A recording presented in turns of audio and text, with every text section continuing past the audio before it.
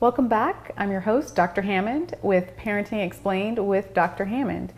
And today we are talking about a very important topic, which is helping your kids understand if they want to start their own business or going into the real world and working, and what is that transition like.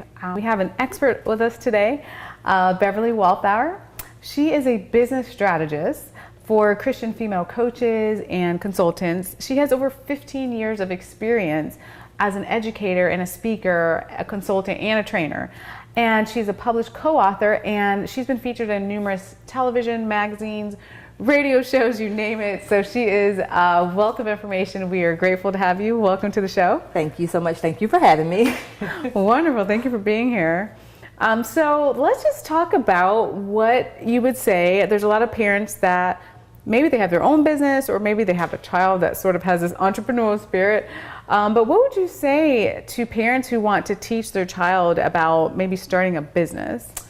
Yes, nurture that curiosity, and that's, any avenue with your children. But being an entrepreneur, especially this day and age with the internet, like, it makes it so much easier for kids to be able to get into that space. That's so true. Not only online, but offline as well. Right. So to me, now is the time, because there's so many more opportunities for our kids. Yeah, and I like that too. Like you mentioned, there's online and offline. Yes. Opportunities, because really, there's just some kids out there that, they're just brilliant and amazing, frankly, but they could be 6, 7, 8 years old, and they just have this drive to create things and do things and sell things, and you're like, man, where'd they come from? Which may be influenced by parents, or maybe not. It doesn't matter, but either way, that's some great advice to just really nurture that creativity.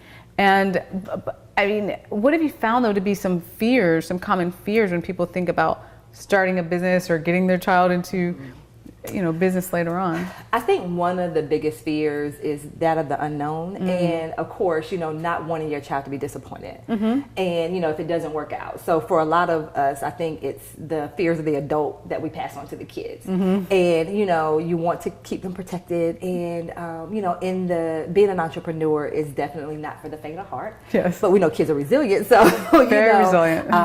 So I think that's one of the biggest fears, is just the fear of the unknown and wanting to keep your child protected. And making sure that they're not being taken advantage of. And I feel like those are some of the biggest fears for parents or any adult that's working with children, and they have that entrepreneurial bug, that spirit. Yeah. And so I think that's the biggest one. Yeah, that makes sense, but like you said, it's definitely not for the faint of heart. But it teaches children something, and even if there are 12-year-olds, 13-year-olds, 14-year-olds with, like I said, very creative, very successful businesses, and sometimes the businesses will fail. Sometimes they'll be successful, but it allows us as parents too to teach children this opportunity and teach about failures and mistakes and success, and help them as they get older, because for some, this is going to be a career, and for some, it's going to be the lemonade stand that you have outside for the day, right? But either way, it's a great opportunity. That's true, and it also goes to responsibility, teaching them to be responsible, and also the money aspect of it as well, how to handle money as well. So it's so many different. It's more than just being an entrepreneur. Yeah. It teaches them so many different things, and it affects so many areas of their lives. Right. So, yeah. Very true. Yes. A lot of different areas. Yes. It's not just about the business. Yes. Right. Yes. Right. I love that. And you yourself have created a very successful business. Congratulations. Thank you. So tell us about that journey.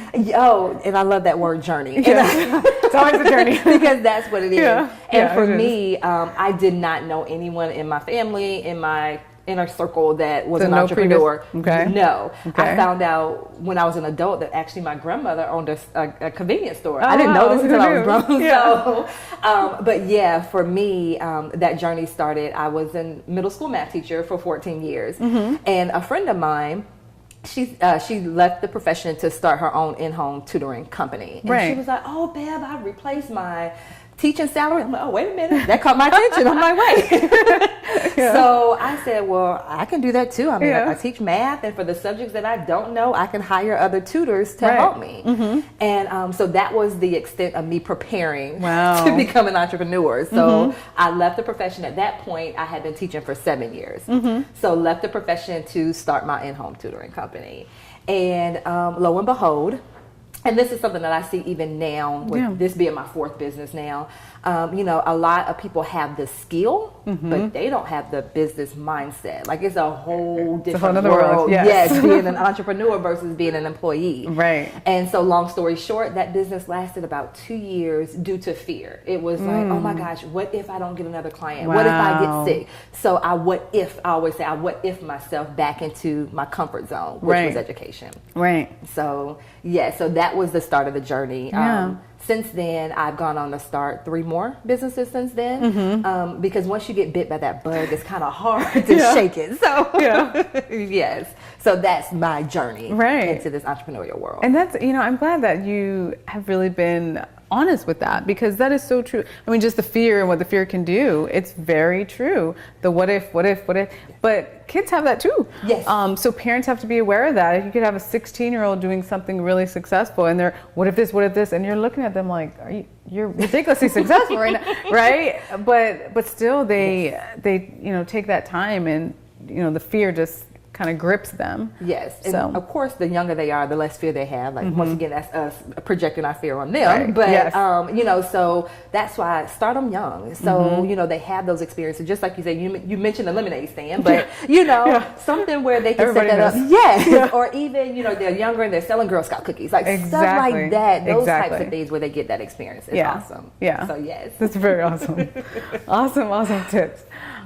So yes, we're going to take a quick break, and we're going to come back and talk about preparing to start a new endeavor, because that, again, the preparation process sometimes helps with the fear. The fear is still there, but we're going to talk about how to prepare to start into a new journey when we return right after this.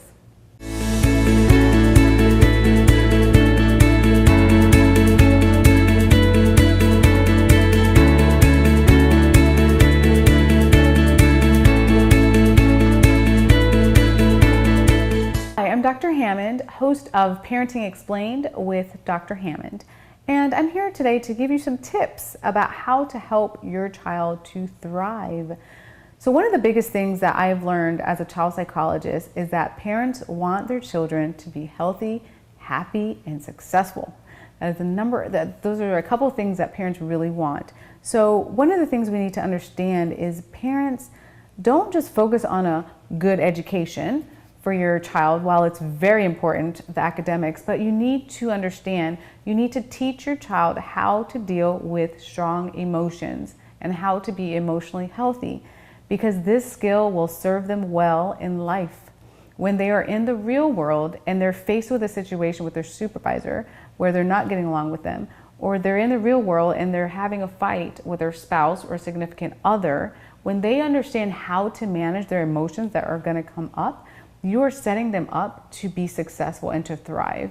So not only, again, are we working on trying to make our students straight A students and doing well in an academic sense, but make sure that they are emotionally healthy and they have the emotional intelligence to really function well in the real world.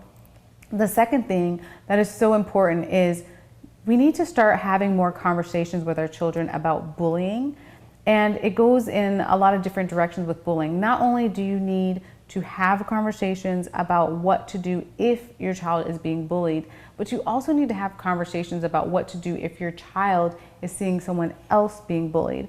Because the fact of the matter is there's many research that suggests many children are not talking to their parents about being bullied, but they are talking to their peers about being bullied. So talk to them, start the conversations of what can happen, and let's help to keep our children safe and emotionally healthy as well.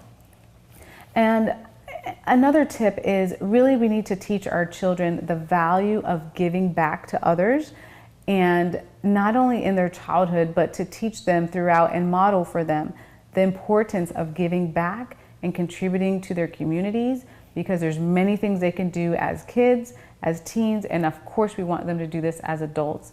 We owe it to them and we owe it to society to really teach our children how to give back. It'll help them emotionally, it'll help them thrive, and we're also contributing to our community. Thanks.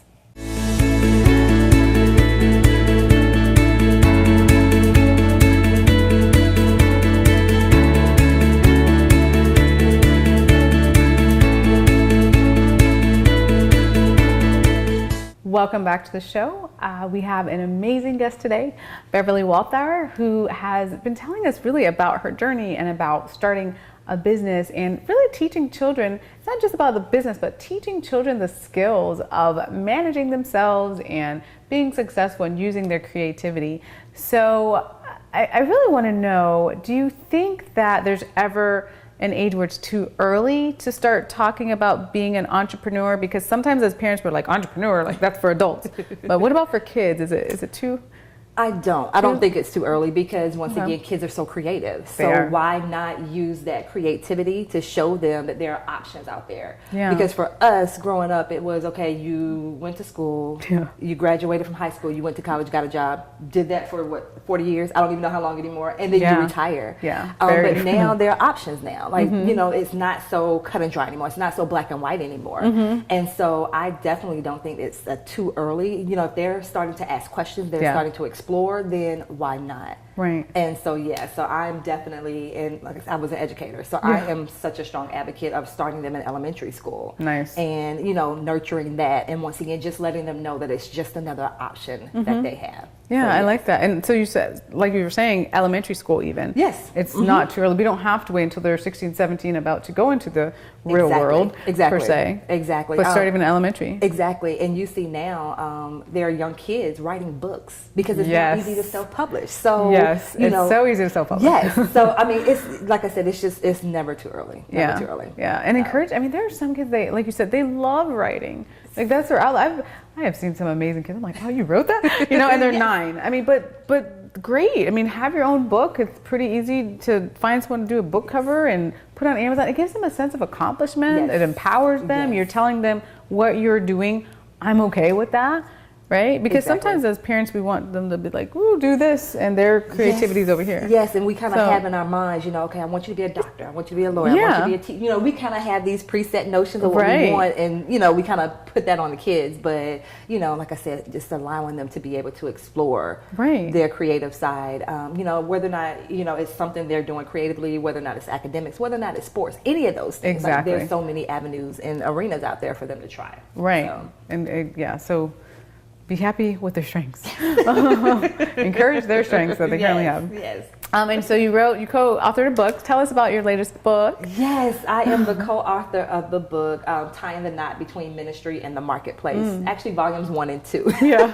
And so volume 1 was really dealing with fear. And so this is the fear of anyone starting a business or either moving to the next level in your business. Because you mentioned earlier, even when you're successful, there's still fear there. Absolutely. Like people believe, okay, once I arrive here, once I start making this, you know, all the fears go away, and, you know, no, it's just another level of, and different types of fears. Different types, yes. And then part 2, or volume 2, was really focused around educators and, you know, encouraging them to encourage their students to become entrepreneurs. And so, you know, even as educators, you know, even if they have that experience themselves as entrepreneurs, then it definitely makes it easier for them to share those experiences with their students. Or if they don't have that experience, bringing in other people that have that experience. You know, when we were younger, it was career day.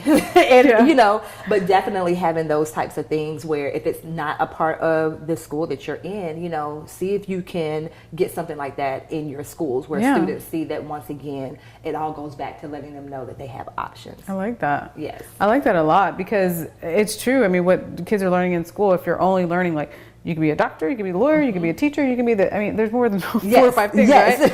So let's really have them explore what they would like to do. Exactly. Within reason. And again, if you're a parent and maybe you're very involved with the school and there are days where you can get that opportunity, career, focused people that can come in, talk about starting a business. That would be pretty neat for kids to really learn about that. So I think that's a great point. And I think that also, you know, as educators, if they're able to get those into their schools, inviting the parents in as well. So not only are the students learning that, hey, I'm not too young to start. As a parent, hey, I'm not too old to start my business as well, if that's what I, you know, have that desire to do. Right. So yes. Yeah, so the parents and the children are learning at the same time. Let's learn it together. Yeah. And it's great because really parents can be a role model, can serve as a role model. So what they see you going through, as you mentioned before with the anxiety, totally normal to have some sort of fear, especially when starting a business. But remember, they're watching you. So how you're reacting to your business or work life, it trickles down to them as well. So we really have to be careful of that, right? Yes, and you can actually have it where it's a family affair. You know, it's a family business, you know. So, you know, there are just so many ways that you can go at that. Right. So definitely, once again, options. Yes, lots and lots of options. Yes. So what's your greatest piece of advice, would you say, as far as getting into this arena, having this conversation with children and getting them on the right track? I think the biggest piece is, and I sound like a broken record, but once again, be open. Be open to the possibilities. You know, if that's not your area of expertise, because maybe you have not had that experience as an entrepreneur, there are way too many resources available to you. So once again, there are resources in your community. Or hey, let's just open that computer and let's do some Google. You know, let's do that. So you know, there are just way too many resources out there. Right. But certainly starting with what that child has shown a passion for, and I know sometimes, you know, the kids, they're always on some type of device. Yeah, always. You know, they're always on some type of device. So right. yes, so if that's your child, you know, explore what it is that they're doing. Yeah. My niece and nephew, they're 7 and 4. I'm sorry, 8 and 5. They would hurt me if Auntie Belle said the wrong birthdays or their ages.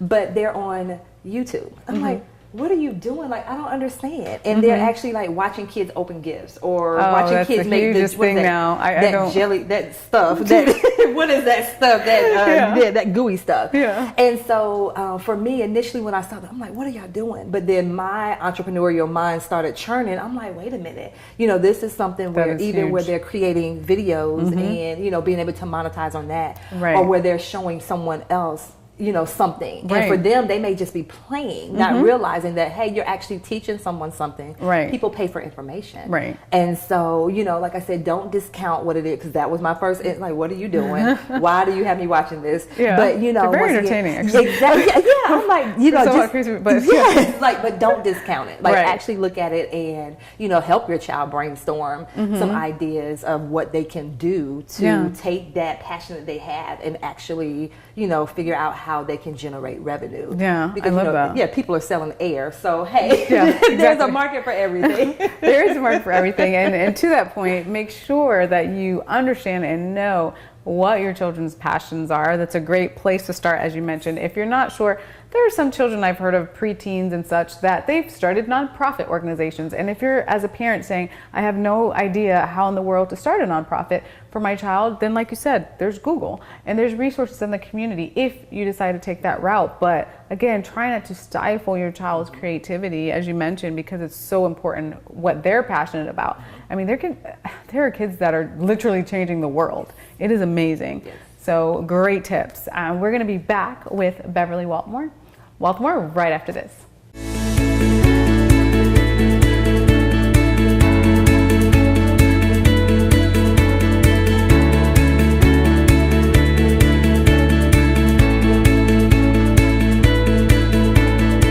Hi, I'm Dr. Hammond, host of Parenting Explained with Dr. Hammond.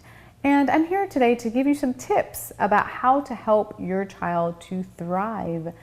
So one of the biggest things that I've learned as a child psychologist is that parents want their children to be healthy, happy, and successful. Those are a couple of things that parents really want. So one of the things we need to understand is parents don't just focus on a good education for your child. While it's very important, the academics, but you need to understand, you need to teach your child how to deal with strong emotions and how to be emotionally healthy, because this skill will serve them well in life. when they are in the real world and they're faced with a situation with their supervisor where they're not getting along with them, or they're in the real world and they're having a fight with their spouse or significant other, when they understand how to manage their emotions that are going to come up, you're setting them up to be successful and to thrive. So not only, again, are we working on trying to make our students straight A students and doing well in an academic sense, but make sure that they are emotionally healthy and they have the emotional intelligence to really function well in the real world. The second thing that is so important is we need to start having more conversations with our children about bullying. And it goes in a lot of different directions with bullying. Not only do you need to have conversations about what to do if your child is being bullied, but you also need to have conversations about what to do if your child is seeing someone else being bullied. Because the fact of the matter is there's many research that suggests many children are not talking to their parents about being bullied, but they are talking to their peers about being bullied. So talk to them, start the conversations of what can happen, and let's help to keep our children safe and emotionally healthy as well. And another tip is really we need to teach our children the value of giving back to others, and not only in their childhood, but to teach them throughout and model for them the importance of giving back and contributing to their communities, because there's many things they can do as kids, as teens, and of course we want them to do this as adults. We owe it to them and we owe it to society to really teach our children how to give back. It'll help them emotionally, it'll help them thrive, and we're also contributing to our community. Thanks.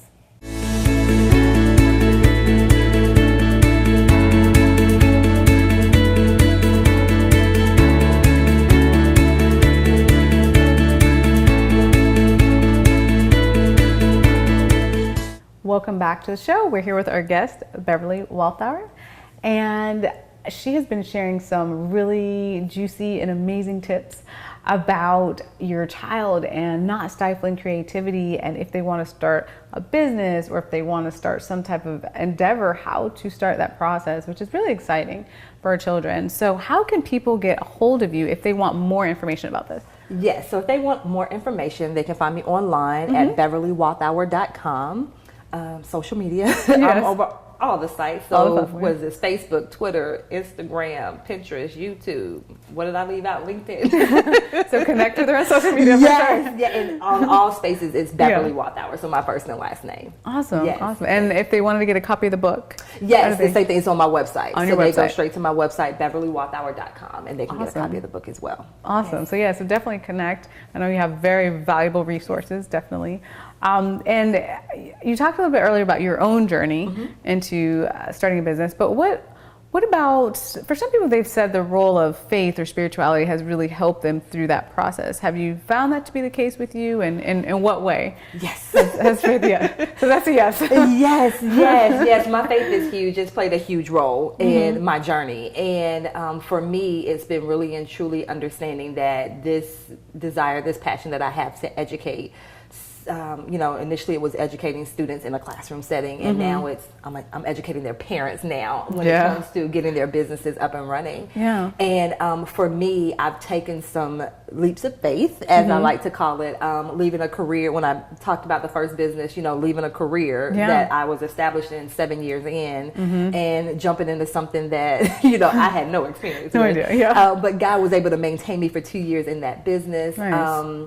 And so even now, currently, with my business, is huge, and faith is huge. So even if you go to my website, there's scriptures there. On my social media pages when I do live videos, because he's been so powerful in my life. Nice. I can't separate the two, and so he's just incorporated in my business. Yeah. And so it's definitely on those days where things are going well, thank you God. On those days where it's not going as planned, okay, thank you God. I don't quite 100% see where we're going with this, but I'm still going to thank him as well. Yeah. So for me, it's just been a matter of keeping me anchored in where I am. So, the different levels that I've been able to attain in my business, having that anchor in him, also my family as well, but having that anchor in him has really kept me level-headed. Nice. And helped me to create a clear vision of where he's taking me in this business. Right. So yes. I love that. I love that. That's really great to hear, though, because there can be parents that are maybe even starting or trying to grow their own business, or helping a child, a really gifted child. As I said, there's many out there that are in process of getting a business of some type together. And as you mentioned, for people to use their spirituality or their religious beliefs to really be grounded in that process, because sometimes it's not even the beginning, it's maybe growing a business, or you're like, this is, success moves really quickly sometimes, which can be stressful too, or the failure aspect. There's a lot of different aspects, but again, using that to really cope with that sounds like something went well for you. Yes, and I think also for some people, at least the clients that I've dealt with, some of them felt like they had to push their faith to the side, like they couldn't really talk about it because they didn't want to offend anyone or turn anyone off or whatever it is. And so I just let them know it's your choice. Like, it's not that you have to do it. If that's what you choose to do, completely up to you. Right. But know that you don't have to. So once again, going back to having options. Yes, so definitely. Yes. Yeah, definitely. I mean, that's a good tip. Do what's comfortable for you. Yes, exactly. Exactly. Yeah. And any, well, when it comes to self-care, we always talk about self-care on Parenting Explained. So in the midst of businesses and life and raising children and all those fun things, is there a self-care tip that you would advise for parents going through this sometimes crazy and hectic and overwhelming process? Yes. So it's always, parents, or even if you're working with your child in this entrepreneurial journey, like, take some time out for you. And it could be 5 minutes, but you need to take some time out for you to get grounded in yourself, like really get centered in, okay, what am I doing again? And why am I doing this again? Okay, yes. And then, it could be as simple as that. I know sometimes people are like, okay, I have to spend 5 hours in the spa and go on this journey. No, sometimes it's just a matter of you taking 5 minutes out of your day to get centered, to make connection with whoever, your that higher being that you relate to, just having that connection. So not only just to yourself, but to that higher calling that you have, and just really get centered and get back to your why, because we know that once the day gets started, we don't always have that time just to get centered again. So taking that time out of your schedule to do that, I feel is huge in your self-care, because once again, it keeps you connected. And I love it. It's funny because this is a frequent question that we ask here on the show about self-care, because it's so important. And you have said something that many experts have said as well, is really taking the time for you is so important. But again, people think you have to take this week-long vacation, you have to leave your job for 3 months or something like that to find yourself. But taking 5 minutes can do a world of wonders. I have, well, it's not my hashtag, but a hashtag that I use often on social media, hashtag take a minute. Because that's what I try to do, personally too, like just really take a minute, be still, like you said, and just refocus yourself. It's just really so critical to do that. Still that hashtag, take a minute. Yeah, just take a minute, just breathe. Hashtag just breathe, hashtag take a minute. I love Not it. mine, but just something to remember. Yes, I love that. But yeah, I mean, it's very critical. Any other tips that you would like to share with parents? I think one last piece, like I said, as you are helping your child navigate through this entrepreneurial journey, once again, keep your own mind open as well. Because once again, I run across adults that feel like they're too old. It's too late. It's too late. We're just going to watch our kids. Let's just teach the babies to do it. And once again, that's you showing your child as well that you can always pivot. And, just because you spent 20 years doing one thing doesn't mean, if that's not in alignment with what you're desiring to do, that it is okay to pivot and to change and to grow. And, that's the same thing you're teaching your children, especially as an entrepreneur, because there will definitely be pivots. Yes, definitely. So being able to make that pivot and be okay with that change and know that it's okay, I think is huge. Great points, because it's really never too late. I mean, there's people in their 90s that are getting their high school and college diplomas and all sorts of things. And again, even if you've been in a career for a long time and as a parent, you're like, this is not for me, I want to start my own business, that would be awesome for your child to see that, because you're doing what's true to you. And also for your child, understanding that you may not have had the entrepreneurial spirit when you were a kid, but your child now does. So be true and honor them and what they would like to do with their lives as well. So thank you so much for all your valuable tips today. It has been wonderful and we've learned so much. So thank you for being here. Thank you so much for having me. Thank you. So again, Beverly Walthour. So tune in next time to Parenting Explained with Dr. Hammond.